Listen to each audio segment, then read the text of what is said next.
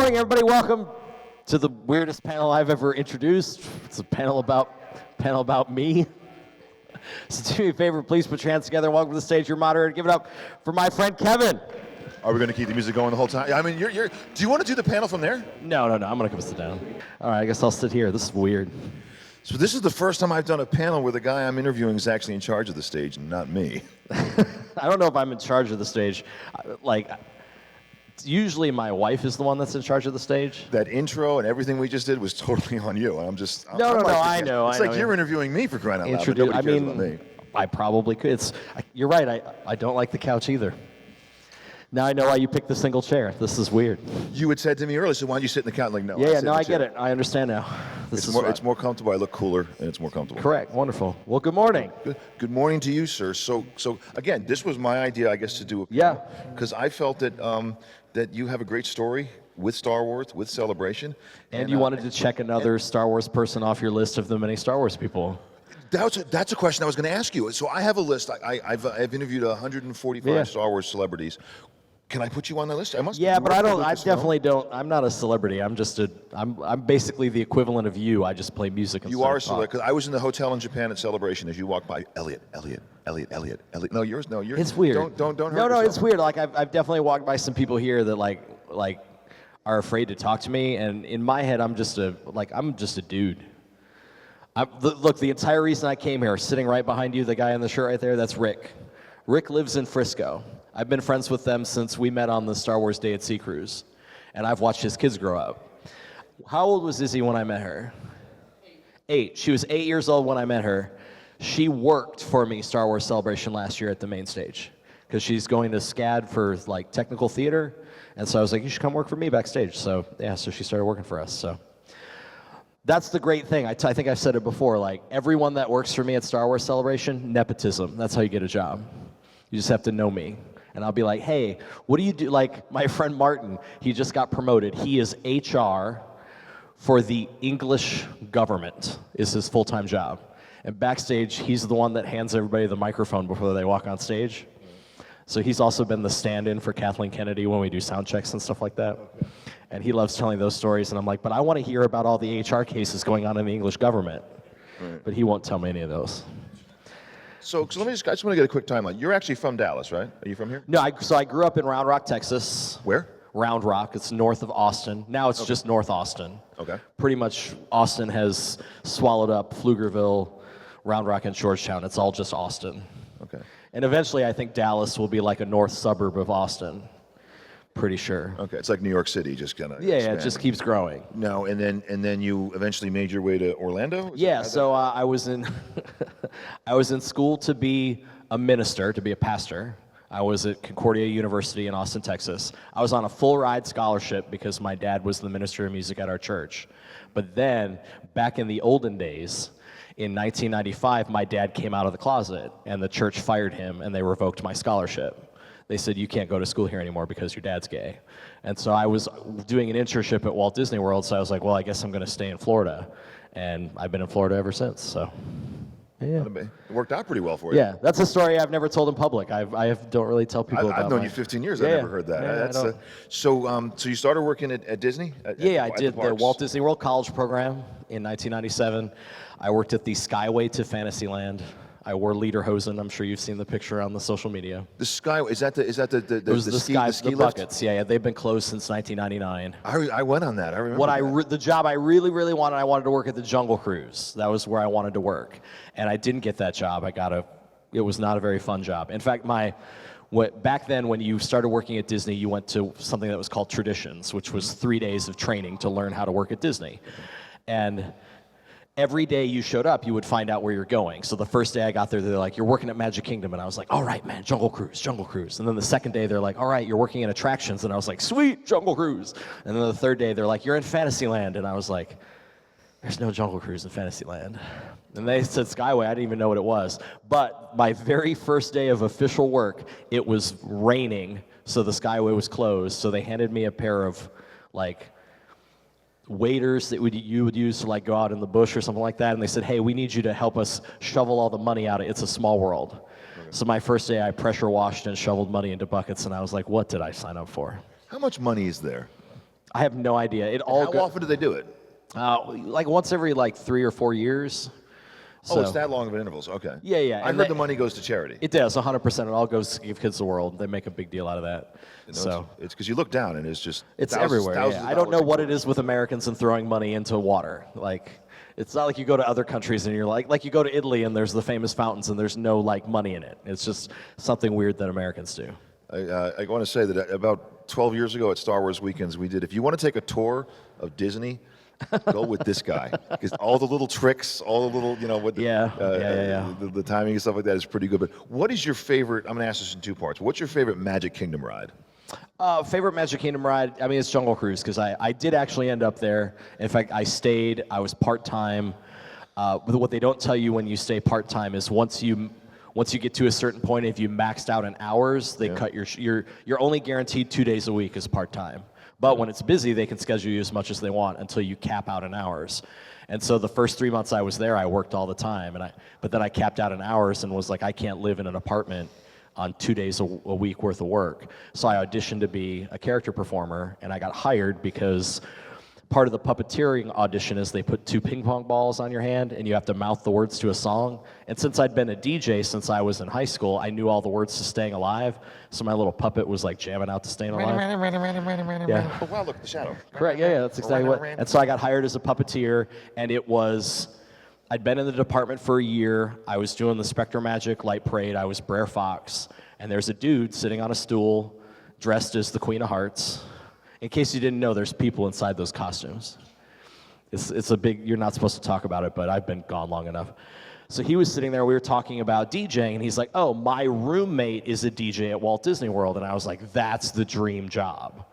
And so I talked to him, I apprenticed with this guy for a couple years, and I started out as very much like everybody saw me at the first celebration. I was the guy in the back playing the music while somebody else was talking. And so I learned how to be the sidekick first. Like, I was always uncomfortable stepping forward. I liked being the sidekick, because as the sidekick, when you're out front, like in a baseball term, since I'm so into sports, you swing at every pitch no matter what. As the sidekick, you wait for that perfect setup and you tell that one joke. And so even though you're the front person, which now mainly I'm the front person, usually the person in the back is the one everybody likes the most. Like at the end, everybody comes up to talk to Atomic Blonde. Right, okay, all right. Instead of me, and I'm okay with that, because I like to just talk to, who's been to Celebration? You see all those people that come down and talk to me? Those are you, because I'm going to tell you right now, I hate being on stage. It's my least favorite thing. I'm so, like, right now I'm looking at the lights. Like, I'm kind of looking at you guys because, like, now we know each other. So please come and say hi, because what happens is it tricks my brain into believing that I'm in a room full of people that I know. And so really, if you think I'm DJing to you and we've never met, I'm not. I'm DJing to the 12 people that came up and talked to me. Like, that's who I look for in the audience. So that's why I got really close with the VIPs that sit in the VIP section. It's mainly because they're the first ones in the room and they're right there. But I've got pretty good vision. You talked about the other day the Freddie Mercury from last year. Yeah, that's. I was going to get further. Yeah, we can bring it up now. It's what you're really good is coming up with quick solutions to keep the show going. Yeah. And one of the things was, I don't know if you want to describe it or do you want me to? It was a really... No, I mean... so he's looking in the audience, and there's all these people dressed, as you can imagine, at Celebration, dressed in all these costumes, and one guy's dressed like a stormtrooper, Freddie Mercury. Oh, and he's in the very, very back in like the second tier. It's the farthest seat you can think of, and so already in your head you're thinking like, I got to get him down here, and in the time from him to get from there to here, I'm going to get the Queen song to play. Yeah. And you were able to motion to your guys really quick without anybody hearing it, and the guy came on the stage, and you remember that part in Live Aid where Freddie Mercury... If you saw, I mean, if you were there, you saw it, and it definitely ended Google up on it. video. I guess Freddie Mercury Star Wars Celebration will probably show up. It was hilarious, and he did it without planning in like 2 seconds. Yeah. And I think that's why you're very good at what you do, to keep the show going. My focus has always been, and it's funny because I heard people say it to me. I've talked, anytime I get a chance to talk to people on the floor, I want to talk to them, and they always say like, and you may all agree with this if you've been there. I walked into Star Wars Celebration and I saw you standing on the stage, and I went, oh, freaking DJ. I don't want to listen to this guy. Like, what's he gonna do? I don't wanna hear this. But he's like, but by the end of Celebration, you won me over. And I said, well, look, it's not about me. Nobody's coming to see me, I know this. I'm just like you. I just didn't have to keep hitting refresh on my computer to buy a ticket. They just send me mine. And every now and then they like pick up the cost of a flight in a hotel. But I just have a better seat. But, you know, even yesterday here, like, David was like, you watched my panel. I was like, well, yeah, like, I'm interested in Disney, like, music. Like, there's some things that I'm really, really into, just like y'all are, and I'll stick around for, but, like, yeah. But I did want to get there because we kind of jumped to start a little bit.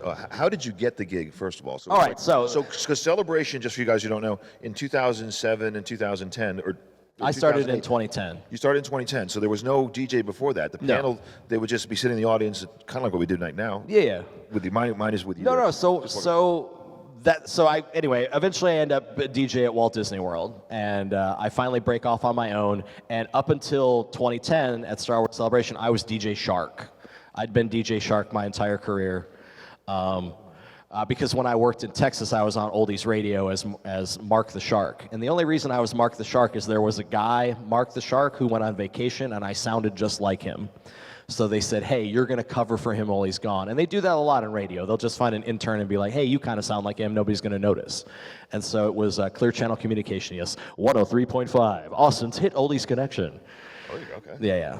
And I hate DJ voice. Like, anytime I train people that work for me, I'm like, just talk, just be you. Nobody wants to hear like, hey, everybody, what's happening? You know, I'm not a voice actor. I don't want to be a voice actor. So, the Disney booking folks find out that I'm a nerd because I'm like colossally. Yeah, exactly. Like, I'm the biggest music nerd. Mainly it started with Disney music. Now the weirdest thing for me, so they're like, hey, and I worked for a show director, his name was Tony Giordano. Tony Giordano and I also did Push the Talking Trash Can together. So he's like, hey man, I got my first show directing gig and we're doing a Star Wars event for the closing of Star Tours called The Last Tour to Endor. I want you to be DJ Lobot. I think it would be cool. And I was like, okay, I could do these. Like, you're gonna have to shave your head. And I was like, I don't know about that. And then it fell through, it didn't happen. Like, they brought me in, they scanned my head, they did all these crazy things, and then it didn't happen. And then they did a limited time magic thing on May the 4th, and they finally got approval.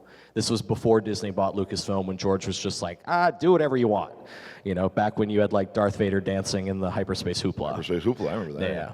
So I did DJ Lobot. You know, it was very early days of the internet. It went out everywhere. I was in really good shape because my girlfriend at the time broke up with me, so I was sad and depressed. So I was very thin. I looked great. And the coolest thing, but the weirdest thing was, my entire DJ career, I had been a talking DJ, not a mixing DJ. I didn't know how to mix. And they're like, hey, so DJ Lobot doesn't talk. And I was like, he doesn't talk. But I only know how, like, I'm not that kind of DJ. And they're like, well, you're going to have to figure it out. So I spent about a month with a DJ tutor learning how to DJ it was funny, I learned on vinyl, and then and there was a moment where I was like, well, why am I using records? Like, this is all coming out of a computer. They're like, well, you don't have to use records. You can use a controller. And I was like, well, give me a controller. Like, why am I using this old technology when there's newer stuff? And so I was DJ Lobot. And so I then became the like go-to, anytime there was anything Star Wars at Disney, it was me. I get a call from Mark Renfro. Hey, I hear you're the Star Wars guy. There's this thing called Star Wars Celebration that's coming to Orlando. Now, we've been asked as Disney to come on board and change the way that the panels look, because we don't like what San Diego Comic-Con does. We don't like the tables with the name cards. We want to make it feel more like Star Wars weekends, where it looks like a talk show. And when you go to a talk show, they have audience warm-up before. So the theme this year is a party, which was the year before the party hats, because the party hats was the next year in Orlando. But we want to make it feel like a party inside. And we'd also like you to do music video. So I created a bunch of like Star Wars music videos, and I said, cool, that's awesome. So I can talk, and they're like, no, we hired a guy, his name's Mark Daniel, he's gonna be with you, he'll talk with you. And so Mark Daniel and I did the first Star Wars celebration, and we got paid a bottle of Skywalker wine. That's what we got. That's like so $0.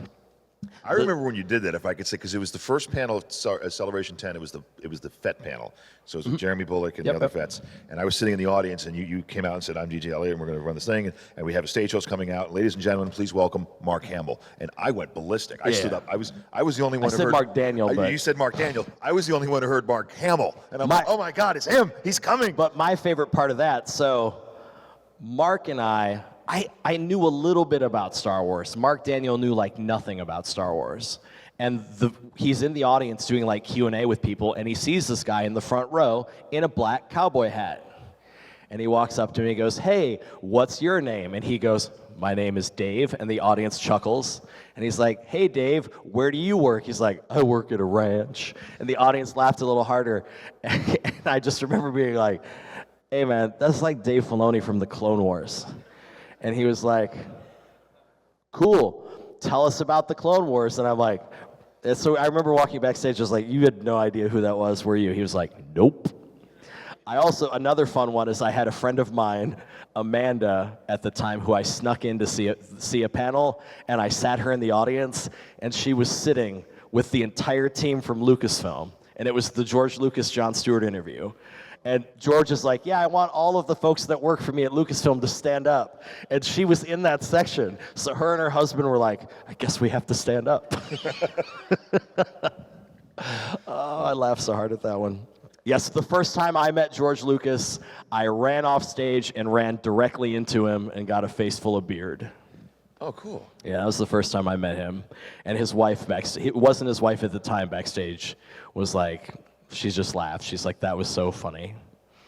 No, he's a good guy. Do you have any other good anecdotes from your time? So you've done every celebration since 5, yeah. So 5 and 6 were in Orlando, didn't get paid, no money. And then if you remember, maybe at the end of 6, they announced, we're going to Germany. And they had like pretzels for everybody in the lobby. And pretty much everybody there was like, why are we going to Germany? And yeah, but I walked out and of course Germany, yes. And I walked out and I said, and I turned to Mark and I'm like, hey, so we get to go to Germany. He's like, oh, no, we're from Orlando. They're not gonna take us to Germany, but let me give you Mary Franklin's phone number. And so he gave me Mary Franklin's number.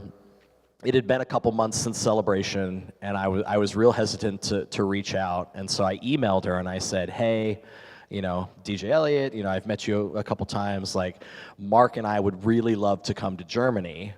And within, I think, 3 or 4 minutes of sending the email, my phone rang, and I picked it up, and she said, hey, it's Mary Franklin from Lucasfilm. So excited to hear from you, because we just talked about we don't know how we're going to do this without you. And I was like, well, wow, that's pretty cool. And she says, well, what do you need? And I was like, I just need to get there. I mean, because we'd done the last 2 for free, so I mean, I'd kind of set the bar really low on what I needed. But Mark was married to Lisa at the time, so he wanted to bring Lisa, and I had just started dating my wife, like we had just started dating, so I wasn't going to bring my wife, like this girl I just started dating, to Germany. So they paid me the like $600 it was for Lisa's plane flight. And that was the amount of money that I got paid to do Celebration for like the next 3. It was just what the plane flight happened to be. That's not fair. Well, no, I didn't care. I just wanted to be there. You do a great service there. But as the celebrations grew and things changed, like that's when it was like there. And I don't even remember what celebration it was. There was a year that I was now married to my wife, and Lisa was there, and they were doing all this work backstage, and I was like, we should probably have some people that work backstage. And then they started adding stages, and we're like, we should probably have some other people on other stages. And so we just kept growing, and then, at a certain point, they stopped asking us if we could do it, and they just kind of included us in it. And what was really crazy was, after all of the celebrations since Chicago was the last one that team from Disney was involved in. My team, which is basically me and my wife, we write all of the content and all of the shows that aren't the main studio panels. So like we sit down with Lucasfilm and we're like, okay, cool, well what do we want to do? Like, we're like, well, we want David to do a soundtrack show. In London, we did the game show with the voice actors. That was really fun because they're like, well, Q&As happen all the time. Like, what can we do that's different that people will enjoy? And that game show was rowdy. But it's because Ashley's one comment about Germany. If you go to my Facebook page, it's not my cover page on Facebook yet, but I'll add it to make sure it is if you want to look at it later. But like the best picture ever taken of me was at the 501st dinner, and you took the picture. I got Jango Fett on one side of me, Boba Fett on the other side. It was a great picture. Well, what they don't know is Daniel Logan's across from you. So like we were surrounded by them, and I remember we both were like, we don't belong here. Yeah, no, that was the entire table. It was all of Jabba the Hutt's palace people were on this side of us, and then Peter Mayhew and all those. Oh, that was a great dinner. No, it's weird. It's really strange. Will Celebration ever go back to Germany? I thought that was great. I have no hand in. It's funny. People ask me all the time. They'll be like, hey, when do you know where you're going next? Because you asked me like what was one of my favorite Celebration memories. Right. And if I had to pick one from Japan, I got to announce where the next one was. And that was when I learned where the next one was going to be. Was when they handed me the card. Did you read it like an Oscar? Like you Yeah. No, they do not tell us at all. We're not involved in that process at all. Okay, because I thought that was cool. We were all in the audience when you did well, that. And it was so normally. Let's be honest. The closing ceremonies have never always been great. They've always just been okay. So a couple years ago, we're like, we got to figure out a way to do this better. And I think they're getting better. And we always try to line up a celebrity that can do it. And we had someone lined up for this year, but like half an hour before closing ceremonies, their autograph and photo line was still another 2 hours. So they're like, we just can't get them over there. And then I called David Collins and was like, hey man, can you come to the stage and maybe help us do this? He's like, I'm at the airport. And I was like, all right. And so my wife's like, well, it looks like you're gonna do it. And I was like, I get to do it. That's really cool because, I wait for that moment just like everybody else. Like, where's it going to be? So what would you want to do for the closing ceremony? Maybe we can all of us together here can come up with something to do.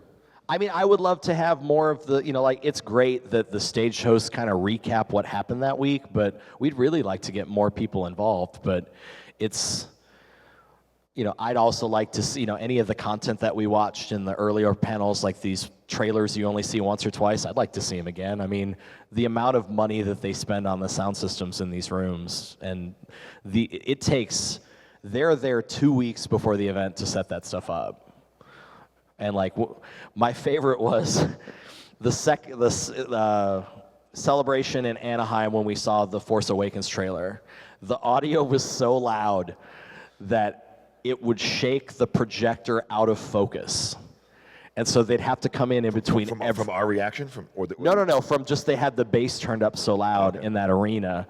And so they'd always have to go in between panels and refocus the projector before they open the doors. But that's because Dave and the Skywalker sound people are ridiculously crazy. Was anyone there in 2015 when they had the trailer for... The Chewie we're home moment, that was electric. That was cool. That was fantastic. When that Chewie we're home, that was the whole audience went nuts. Yeah. No, and it was weird too, because like the big surprise for us in Germany was when they announced that Disney was going to buy Lucasfilm.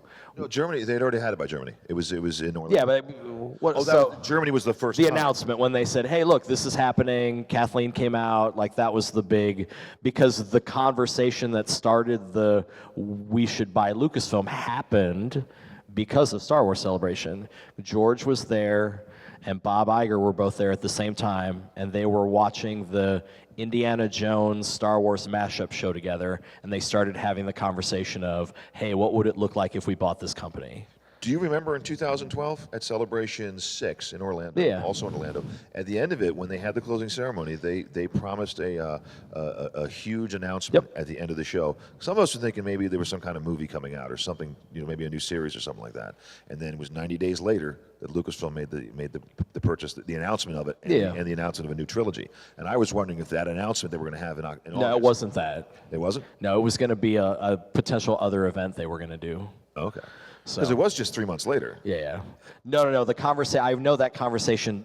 Kind of like that was the reason Iger was there, was to like finish the conversation. So like I remember hearing from people like I have friends that are that were their VIP tour guides that were like, oh no, they were talking about, this is what's going to happen. But that acquisition that happened, I don't know if you remember, there was a Hurricane Sandy that happened in 2012, right when that happened. Yep. And so the power went out and the temperature dropped below 30.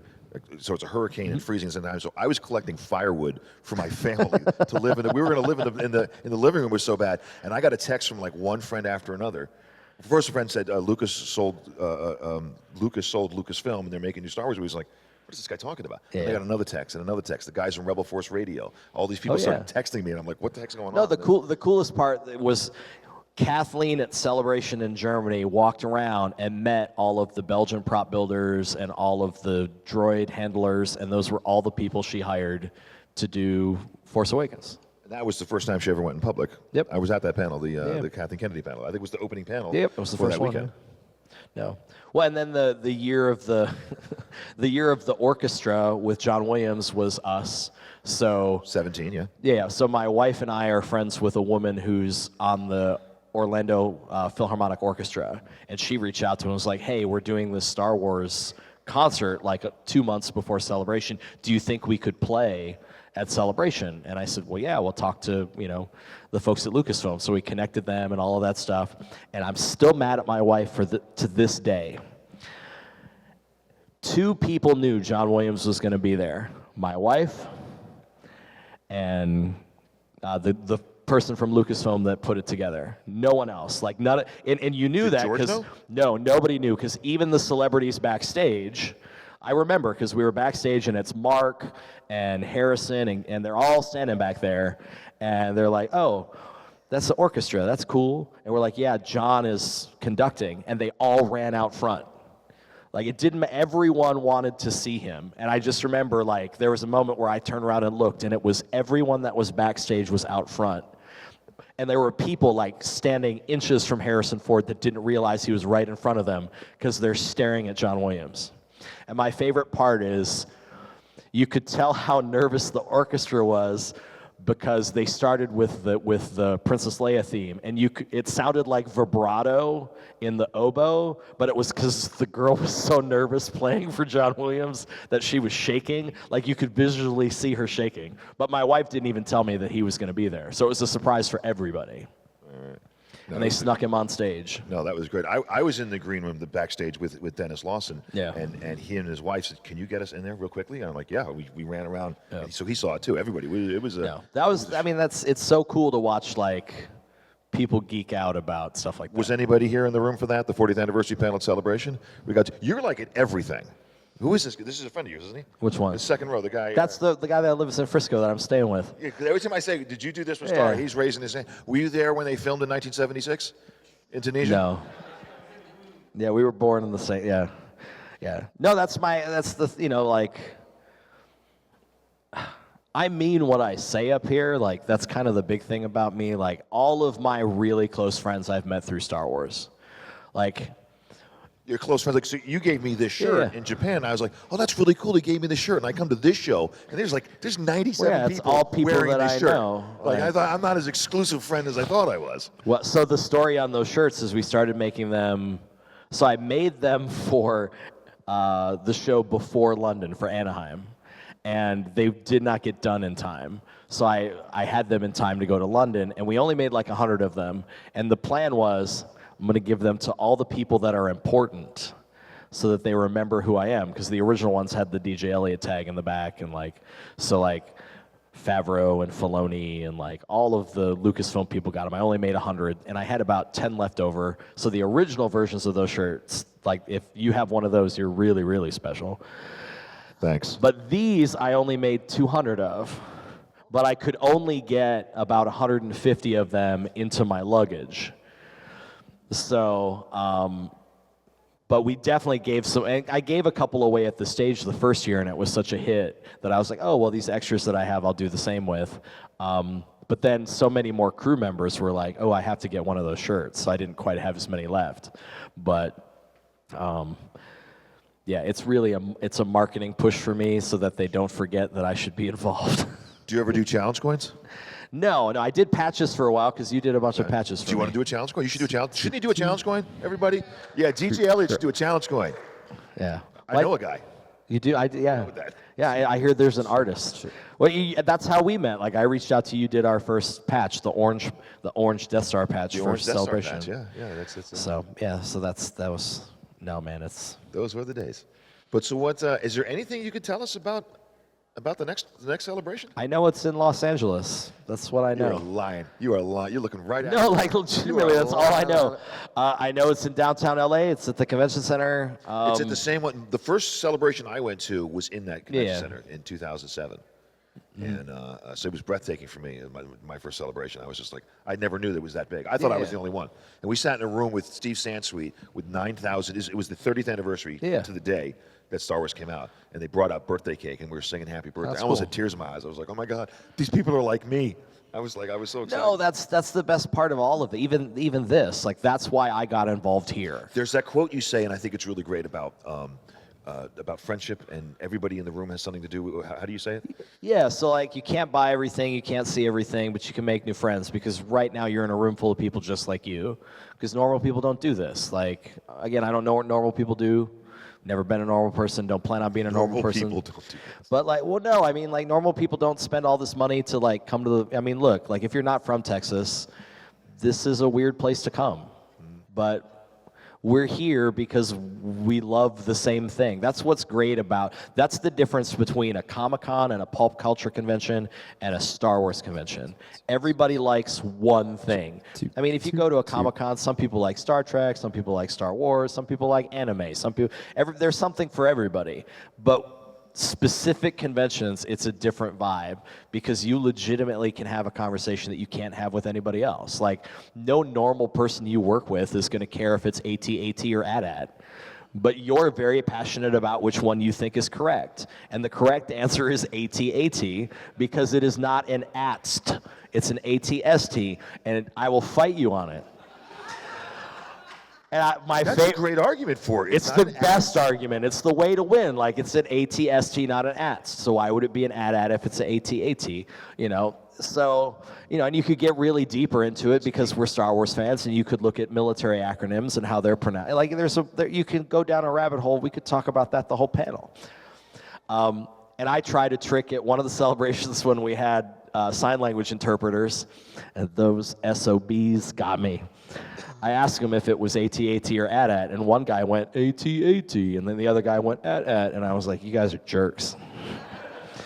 But I had a sign language interpreter at Rhode Island this past year, and this was the first time I ever had one, because I'm not as big as you, so this was new to me. Well, they're not there for me; they're just there for the people. But there's sign language words for Star Wars creatures and aliens, like for instance, Yoda. Yep. That's how you say Yoda in sign language. And Jedi, I think it's like a hood? It's of the hood, yeah. Oh, do you know somewhere? I mean, I know I've been working with them so much that I actually get to know them. Like, if you're on a stage with me, I'm going to get to know you. I definitely have a talk with them ahead of time, like, hey, is it okay? You know? I started speaking really, really fast, as fast as I possibly could, just saying words like raisin. Oh no, I do the let's do songs, and they'll really get into stuff, and there's always going to be an end of the world as we know it, or 1 week by, you know, because those are fun, but. Aren't we mean? Anyway. So you've been to like what, 10 celebrations now, probably? However many have been since 5. And do you have a favorite? Favorite location and all that. I like the international ones. The international ones just have a different vibe to it, because you're dealing with getting to see having some of the back end knowledge of like.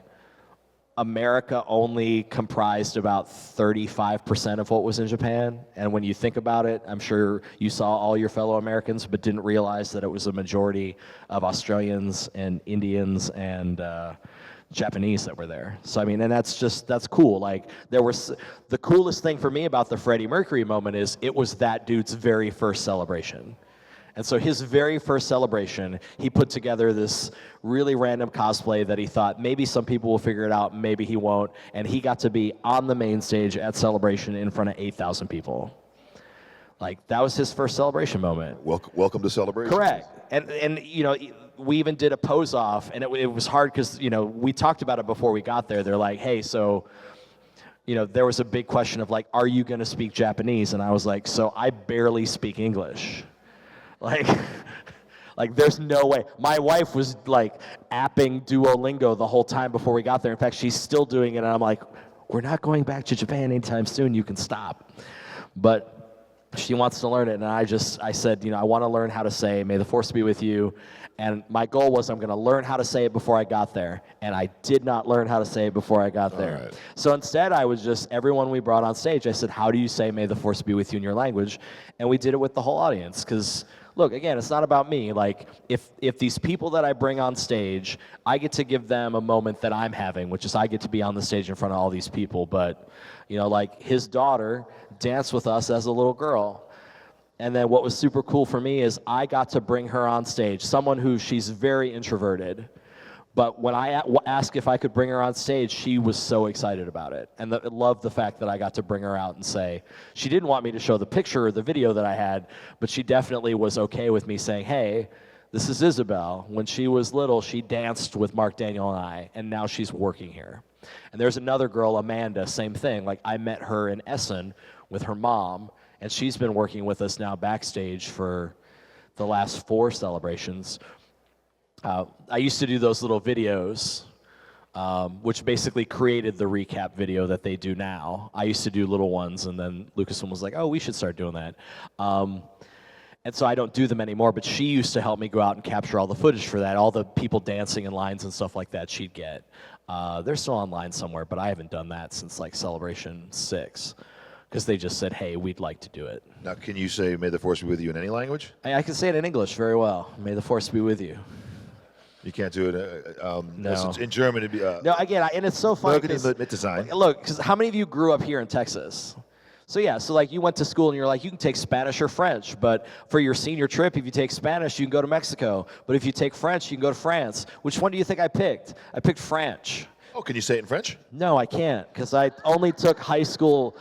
These are the things, like, anytime I tell people, like, learn a foreign language, like, learn something, like, definitely learn Spanish. Like, that's the one I would, but I can get away with a lot because I'm nice, I guess. I don't know. Speaking of internationally, where do you think Celebration is going to go next, other than, do you think there'll be another place other than where it's already been, i.e. Japan, London? It's hard, again, I'm not involved in any of that process. As a fan, my mind says, and... It's weird. I am very close with all of the folks at Reed Pop, and I understand that some people like them and some people do not like them. They're not going anywhere, ever. The setup that they have, let's look at it this way. If you had somebody that paid all of your expenses and cut you a check for any profit you made off the event, would you ever fire that company? No.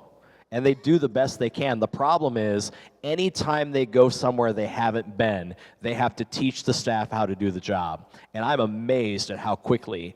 So the weird thing is, Reed is owned by a larger company called Reed Exhibitions. It's the largest exhibitions company in the world. Reed Pop is this little tiny, like, side of it. But Reed Pop, I think, makes 80% of the money for Reed Expositions, even though it's like a team of like 20 people. 20 people are pulling off these Comic-Cons around the world. They were a much bigger company before COVID, but in COVID, they really slimmed down and got really lean. And it used to be like one person would be in charge of one show. But now it's, it's like one person in charge of one aspect of all of their shows. And then the branded shows, which are Magic the Gathering, Star Trek Missions, and Star Wars Celebration, are not Reed Pop shows. So there's a specific team that works on the branded shows. And they're really great people, and they really want to provide the best experience.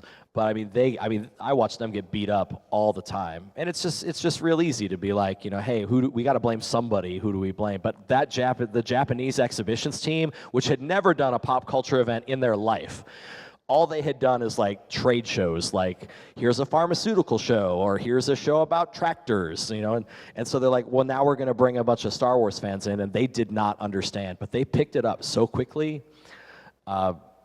That at the end of it, they're like, we want to do this here again. So I think, I'm pretty positive at some point they'll go back to Japan, but, like I know that the Essen show didn't make any money at all, so I doubt it's ever going to go back there. I think you're going to see it go where Reed shows exist, and Reed shows exist in the United Kingdom, in Seattle, in Chicago, which is why we went to Chicago. New York, I'd love to see it in New York personally. Too expensive. Just because I like Javits. I mean, it's 40 miles from my house. So but I'd it's love the it to be- same. It's just as expensive to do it in California. Like the Anaheim shows, so expensive.